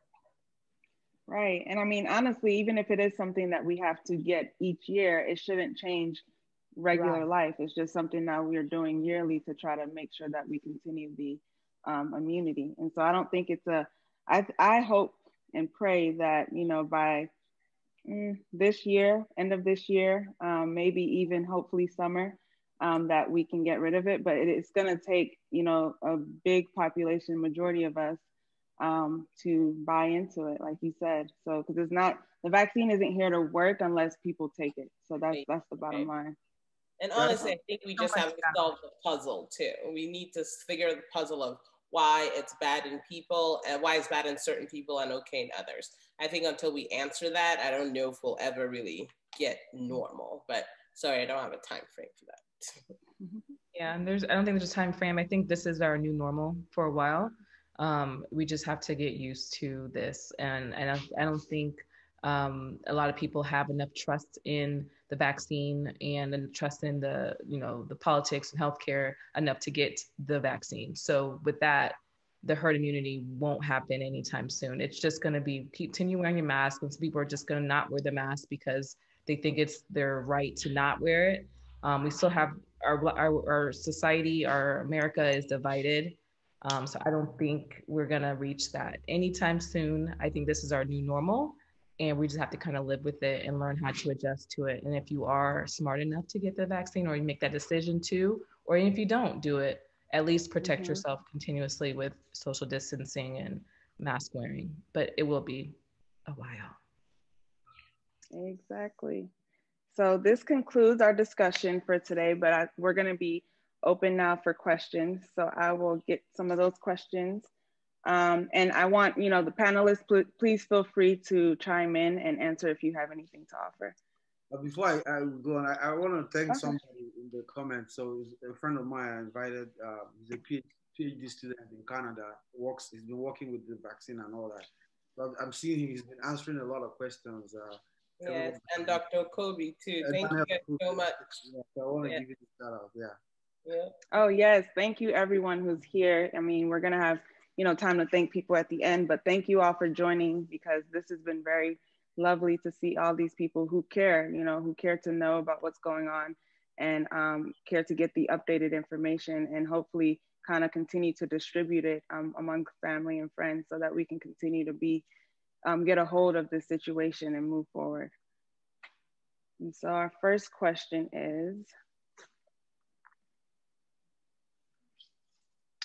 okay, so someone asked, apart from pregnancy, is there any other situation where you may advise someone to either not take the vaccine or seek additional advice before taking the vaccine? Yeah, people who have immune suppressive, like people who have autoimmune disease, HIV, those are conditions that, you know, people need to seek further advice from their physician before they take the vaccine, because, you know, this is stimulating immune response, and anything goes wrong, your body may not have the ability to mount to fight it. Individuals who have like a high list of allergies, high risk for anaphylactic shock with like peanuts or anything like that, I would advise to get second opinion whether you should take that risk, because there's not enough data for those who have severe allergies and see immunologists and everything like that. So I would wait for those individuals to take the vaccine. Okay, I agree. Sorry, I'm laughing at this next question. So, is it true that this vaccine will cause low sperm count in men and infertility in women? Yes, as they want to be. Running away. Lord of Jesus. As they want to depopulate the world by reducing birth rate and increasing death rate. All right, looks like a Hotep found us, but this has nothing to do with that. It doesn't affect your ovaries. Again, the spike, it's a small little protein. It's a protein, and your body uses its own machinery to go and convert it into those antibodies, right? So the protein doesn't even approach your nucleus, which is the center of your cell where your DNA is made. So it's not touching any of that. So it is not true. EeJay, you are the medicine woman. No, it's not true at all. It's a myth, and it's a scare tactic that people are throwing out there to make you not want to get the vaccine. There's no way it can do that. That's the short answer. Just not possible. I'm laughing because I've gotten that question so many times. I've been, like I said, because of my social media following, I have this for every day. There's one question the other day. Yeah. There was even one who came to ask me. He said, there was this article they said, is it true that they inject the vaccine in the penis? I'm serious. Yeah. Wow. And the person was asking genuinely. It wasn't like, because there were articles all over the place. So, this question, but the person asking this question. Yes, but you're right. Once again, highlighting that social media, right. Once again, highlighting social media and people out there can make up any story and then the world runs with it. So just kind of read your information, do your own research, read credible sources. I mean, they are out there. We're not the only ones who have access to it. Yeah. Okay, so our next question, someone says, in the news lately, I've been hearing a lot about the issues with vaccine reserves not actually being available. Are there negative health consequences if someone gets the vaccine dose of the vaccine, but the second dose is available within 2-3 weeks when you're supposed to get the second dose? So I think the question is, will it still be effective will it still be effective if you have to wait longer than the 2 to 3 week period to get your vaccine? Yes. Yeah, it'll still be effective. It's just not, we said after the first dose of Pfizer and Moderna, like your antibodies, it said 50 to 60% get antibodies. I thought it was even up to 80% that had antibodies even after the first dose. It's more that when you get the first dose, you will start to develop antibodies. With the Moderna, with the Pfizer, I think it's 7 days after. With Moderna, it's more like 2 weeks. 2 weeks. But they're saying that how protected are you? And what they were seeing is that about 50% of the time, the people that had gotten the vaccine in the studies were more protected than the ones that hadn't. So they're saying that by vaccine 2, the second dose, you should be able to get full protection. Full protection up to the 95%. But you will develop antibodies. The whole thing, what the bottom line is this: you don't want to get it before the next dose is due. So not before 21 days, but after that, it can even, honestly, it can be a month, it could be 2 months, as long as you get the second shot at some point.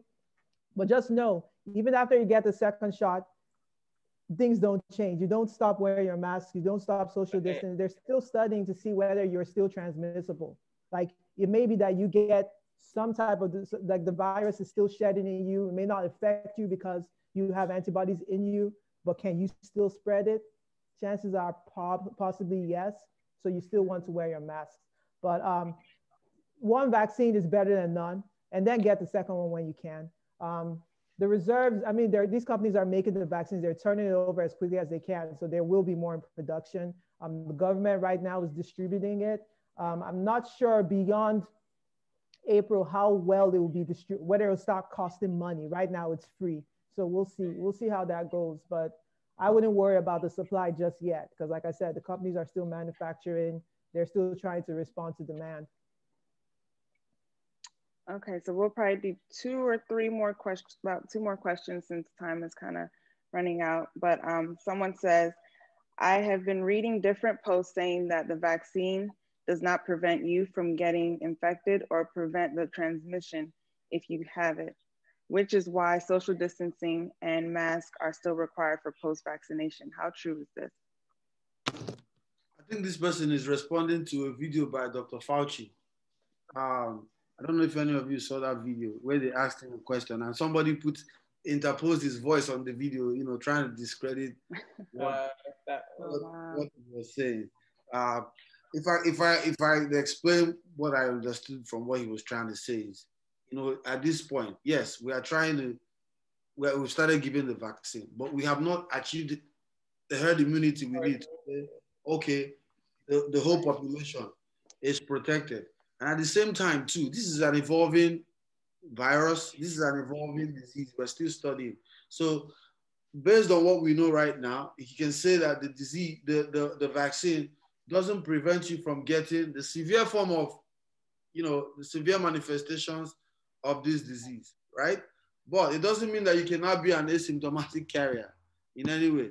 But at this point, what he's saying is still wear your mask, still socially distance, until we get to that point where we say, okay, we now have the herd immunity. And like we said also, this virus is mutating. Viruses mutate. It's their mechanism of action. That's how they do.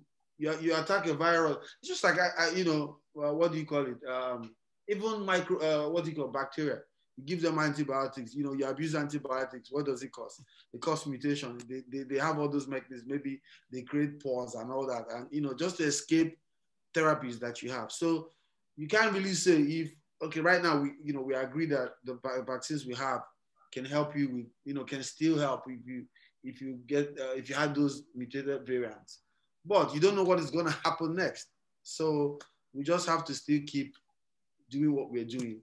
But the current vaccine that we have, yes, will develop antibodies in your body, so it prevents you from getting it and also prevents you from transmitting it to other people. But if the other people around you are not vaccinated, they can still get it to other people. But the vaccine works in that it stops me from spreading it and it stops me from getting that COVID. I think, let me add this, sorry. With the vaccines, and when I hear mutations and I hear about the vaccines, will they cover it? I think for now, we're saying what we've noticed is that the answer is yes. The vaccines are developed to target one part of the virus. It's called the spike protein. So we're developing the spike protein for COVID is how it attaches to our cells and gets inside. So as long as coronaviruses can produce spike proteins, the theory is that your vaccine should be able to target them. Now, if they start mutating past those spike proteins, then we're in trouble. I know the answer to that. Right. But yeah, so for now, yeah, I think if the question is, will this stop you from getting the virus? The studies show that 90% of the time after the second dose, you should be protected. Those are good numbers. Like polio vaccine from the 50s, that was 70%. Like measles probably had 90%. Exactly. I even give people examples of, you know, there were many of us who got vaccinated for measles, and as adults, like teenagers, we still got the what's it called? Mumps and measles. You know, don't have chickenpox. Exactly. You got measles after getting vaccinated? What? You got measles after getting vaccinated? I know, which measles did you get? Which measles? I know chickenpox, baby. Chickenpox. Sorry, not me. Chickenpox is the one. Okay, thank you. People got mumps in Nigeria. I still remember that. People got mumps in Nigeria. I think I had mumps too. Last year in America. Exactly. That's the thing with herd immunity, right? Is let's get as many people vaccinated as possible so that the virus doesn't have any place to fly to. So if people are vaccinated and they're immune, then the virus is like kind of defeated, because it can't go and cause havoc somewhere else and then it has to die away. Because the virus requires the host to keep it alive, right? So if we're all vaccinated and the virus can't touch me, then it won't live, right? That's the whole point of this. We're just trying to stop the pathway of these vaccines. It's just like the flu vaccine, right? We come up with it every year because we're trying to match it, right? Every year. The medicines we also have for flu target them at different parts of replication. So right now we're all focused on the spike protein and it looks like the variants are not changing from the spike protein. So far we're covered. If the mutations change from the spike protein and starts going further down replication, then we'll have to target that other part in order to solve it, you know? Right, and that I want to segue real quick back to the measles thing because this is something that comes up a lot. You know, measles is primarily a childhood illness. And so, you know, people don't understand that they have been vaccinated against measles, and that is exactly why we're not seeing it as much. But recently, there have been small, you know, areas and pockets of outbreaks with measles. And that's because we're now in this generation of anti-vaxxers and people who want to kind of explain themselves or talk about what they know without any actual science behind it. And so that's confusing people, and people are now saying, oh, you know, maybe my children don't need to be vaccinated, and oh, vaccines cause this and that. So with that, we're starting to see more measles outbreaks. And one thing that we don't want to see on a grand scale is, you know, a true measles pandemic, because children will definitely die from that. So I think it's just, it can be very frustrating sometimes. And sometimes I do try to keep in mind that, you know, I'm in healthcare, I'm in medicine. And so maybe, you know, the information is not as readily available, but, you know, it's out there. And I think you should kind of trust your doctors and your healthcare professionals before you look into, you know, social media for your information. And actually that brings me to this, oh, go ahead. To add to what you were just saying, I also came across as one of the consequences of herd immunity. You know, we achieve herd immunity sometimes. Vaccination, people drops, you're not vaccinating anymore, and it could lead to like resurgence of these diseases. Right, exactly. So if people aren't vaccinating as much, then it's gonna happen. Sorry, I was just gonna say some of the parents their excuse would be, I didn't vaccinate my kids and they're fine and healthy. But it's like they're fine and healthy because the other kids are vaccinated. Exactly. If we ever get into a situation where a majority of people are not vaccinated, we'll start to see.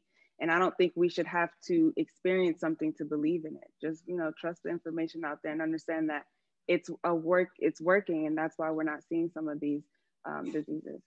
And so that actually brings me to the last question. And so we can actually address some of the other questions you may have through social media. I think we'll go ahead, we'll let you know of our Instagram pages and things like that. And UIU is also available to kind of send us some of your questions.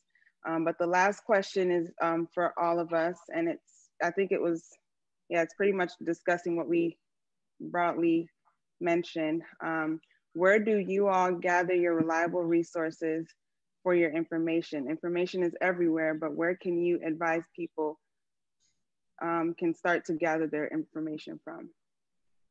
I think reputable sites, I mean, yes, we all went to school, but we all have to keep up to date. That's why we're all board certified on this. You know, these are things that you keep going on and relearning. But the CDC website, the WHO website, Mayo Clinic's website, and Cleveland Clinic as well have very good information for people that talk to people as lay people, and also that you can ask questions and see how things are going. But please just, you know, ask somebody you know who's gone to school in this, practices this, and is not just, you know, off the grid somewhere because they feel like it. Not Dr. Stella Emmanuel. No. Of all things, do not listen to that. And don't listen to woke people that need to go back to sleep. Yeah, amen to that. I think the CDC website is very helpful. It's great. Yeah, it is. And they have like categories of everything. One thing is that sometimes you click one, it takes you another place, it takes you over. But the information is broken down in there. Layman words. Right. Layman terms there. For me, like if I want to at least get something very in a simple words, I just go there. You know, that's one. As opposed to, you know, what's it, something like Up to Date, which is mostly available to us. Do they also have like infographics that they can share the information? I know some people don't always like to read. Not me, I like to read, but you know. No, that's a great point. Yes, we can definitely put out some, some diagrams that talk about the vaccine, little videos and things that talk about it so that people can see how it works and what we're talking about. I don't have the name of that, but maybe I'll post it on my story on social media. There are very good videos on YouTube. There was this particular one I watched, and this guy broke it down like the DNA vaccine, the mechanism, the RNA vaccine, how it works, for a layman to even understand. So if you go on YouTube, you will see some of those interesting. But be careful. Yeah, be careful. Be careful. Most the ones because our physicians. A lot of information on YouTube. I'm talking about physicians who are actually practicing. But I've even seen physicians who give false stuff too. So it's very tricky to find the correct stuff. I mean, I will say, if you follow, I'm sure all of us on our pages will, tag resources or other doctors that we trust on our pages that you can follow, and to know that, what we're giving is true information and it's not Wahala type stuff. So, if you find us, I'm sure we can have it. If we each have a YouTube page or whatever it may be. But yeah, CDC website for sure. Even like New York Times, if you guys would like to read, New York Times, I think, is very objective in their findings. They put research information on there. They're not biased in what they post on some certain things. So if you like to read New York Times, I actually enjoy reading their stuff. They also have diagrams, figures, and things like that can help follow along, pictures and stuff like that. So those are my resources. I did put my Instagram name on my my profile. So if you find me, I also have some videos on different COVID stuff, health information, and I also tag people on my stories that can kind of help guide you on where you need to go or routes that are right information. And just stop with the WhatsApp videos, please. Half of it, I'm telling you, like 90% of it is not true. It's just not. So if you have any question or in doubt, DM me, please. I'm okay with it. I will answer your question and tell you if it's true or not. Like that's how much it irks me. I will answer your DM. I promise. He also has a YouTube page where they put those infographics, like animations as well, that can be very helpful. Yeah, we'll link some of those. Great. Yeah. Okay, thank you all. We're out of time, but thank you so much to our panelists. I really appreciate your time and all your expertise. It's been lovely because I think a lot of people, honestly, we've had so many questions and we couldn't even go through all of them, but I'm glad we've at least started the conversation. So thank you for being here. And thank you for all of you who attended. I appreciate you guys being here to also give us your attention so that we can inform you. Because like we said, we don't like YouTube. Well, we like some YouTube, but we don't love all the other YouTube that's been with misinformation or, Instagram and things like that. There are people who want to be Instagram doctors and don't have the certification to back it up. So you just got to make sure you know where you're going to get your information. So thank you all for being here because it was very needed. And I also just want to say, I hope everyone is doing well. I know this is, like Dr. Obi said, there's so many psychological aspects of COVID.